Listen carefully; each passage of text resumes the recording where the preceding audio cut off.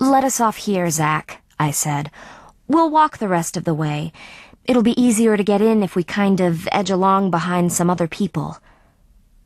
Zach got out to open the rear door, which sticks from the inside. "Okay, kids, ladies, call me when you've had enough, and tell me if any of those Four-Eye kids get fresh. I'll kick their asses." He demonstrated with a carefully placed karate kick that fortunately left no mark on the back of my silver dress, then drove off into the night. Ashley and I gathered up our skirts and edged through the gate to the Four-Field Academy, our heels sinking into the grass by the side of the drive. The air was sharp. I pulled my wrap around my shoulders. Carved lions observed us from either side of the gate, their tails curled cat-like around their flanks, their noses lifted in stony disdain as if we weren't worth the effort of a pounce. 2 or 3 cars whished slowly by, fluttering my hair and Ashley's sash.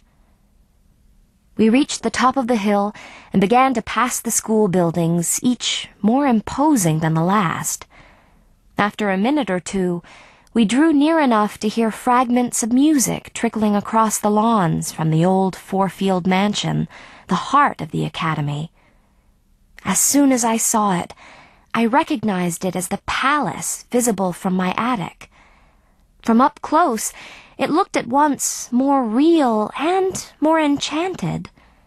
Light spilled out through tall windows, and laughter mingled with the music.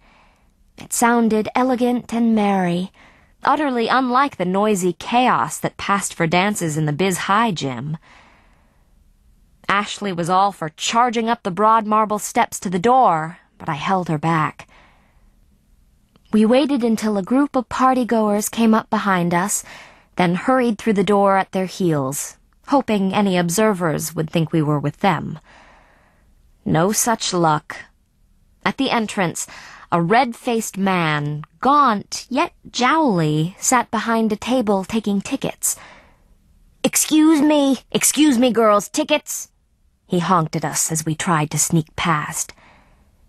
Ashley opened the black beaded evening bag Sam had lent her, peered in, mimed astonishment, and patted the sides of her frock as if it had pockets.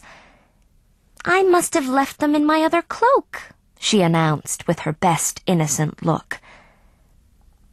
I made my usual embarrassed attempt to hide behind her, but it never works. Ashley is 6 inches shorter than me. Turkey Face frowned. "Where are your escorts?" he asked. "Oh, they're around somewhere. They told us to meet them here," Ashley tried. Our challenger grew sterner. "This event is for the Four-Field community and their guests only," he said icily. "I'm afraid I can't admit you without a ticket, or at the very least an escort." Our wisest choice, I thought, would be to leave by the door and sneak back in through a window, crossing our fingers that the watchdog would keep his eye on the entrance rather than on the room behind him. Well, our very wisest choice would be to go home, but I knew the enthusiast would never agree to that. "Can't we just—" she began. "I'm afraid the rules on this point are very—" Turkey Face countered, speaking over her words. I felt the blushing faintness so familiar from years of hanging out with Ashley. But as I tried to distract myself by wondering whether I had turned as red as Turkey Face, my ears caught a sound as welcome as a fire drill during finals week. It was a voice behind me speaking miraculous words. "It's all right, Mr. Waters. They're my guests." Turning, I recognized the speaker as my mysterious stranger.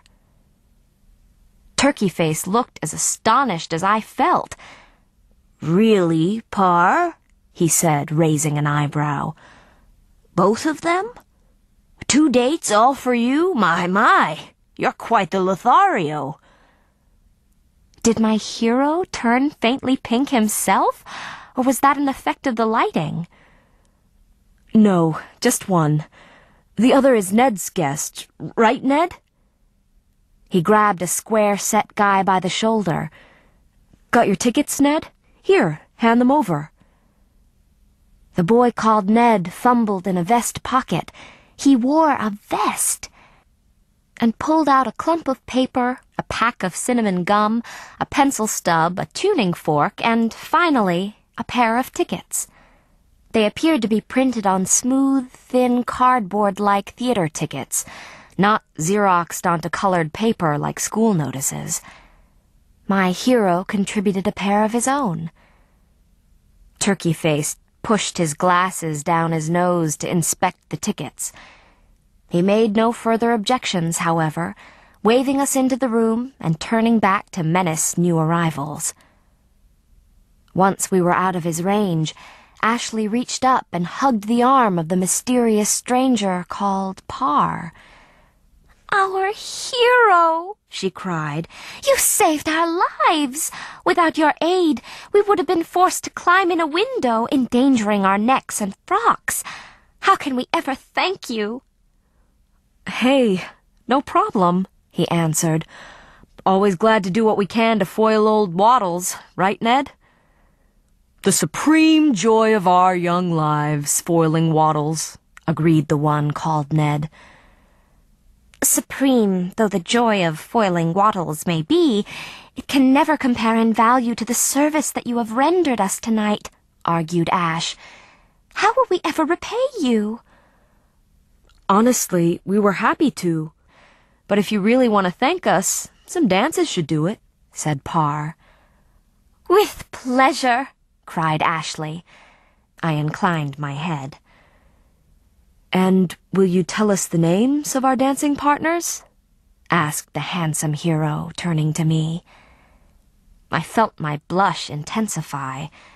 With all the blood rushing to my cheeks, I worried that none would remain to carry oxygen to my vital organs. I'm Julia Lefkowitz, I said. And this is Ashley Rossi. To my horror, Ashley curtsied. And you, sir? She asked. Charles Grandison Parr, at your service, madame, he said, sweeping an imaginary hat off his head and executing a bow worthy of Dodworth. Allow me to introduce my companion, Edgar Downing, a.k.a. Ned the Noodle. Don't listen to old Granddad, nobody calls me that, put in Ned, kicking at his friend. He's a dreamer, old Noodles. A fine intelligence, but a dreamer, countered Parr, dodging neatly. But what, pray, did Mr. Turkey-Face have against us? Asked Ashley. Did he think we were going to steal the ancestors off the wall? The suggestion seemed almost reasonable. The walls of the room in which we were standing, a sort of medieval hall, complete with suits of armor, presumably empty, guarding the doors at each end, were covered from ear-height to the rafters with paintings of sour-looking men in dark suits. Oh, I doubt it. That's just old Waddles acting Watley, said Parr. Of course, there was the time the Emerson House seniors sneaked in the night before Founders' Day and turned all the pictures upside down, but I can't imagine he would blame you for that. Oh, yes, he would, Gramps. He'd blame them for anything that crossed his mind. They're girls, aren't they? He's a dirty-minded old Puritan. He probably thinks dancing is the devil's work, said Ned. But nobody's actually dancing, Ashley pointed out. Indeed, the room was full of people milling around in knots like ours. Although a small chamber orchestra stationed overhead on a minstrel's balcony was pouring forth music, not a single couple was dancing to it. The young musicians were even pretty good, too, if you like Mozart and can ignore acne. Everyone's waiting for the headmaster and his wife to open the dance. It's a Fourfield tradition, said Parr. But, he continued after a pause, how did you wind up here without tickets? Did you lose them? Or do you actually have escorts who stood you up? When we hesitated, wondering how to answer, Ned added, "Don't tell me you really crashed. Somebody dared you, right? You can't have come of your own free will."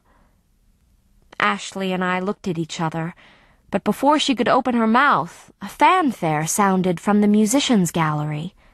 A hush fell across the grand hall. A tuxedoed teenage trumpeter put down his instrument and announced in a voice as brassy as the horn, "Ladies and gentlemen, please take your places for the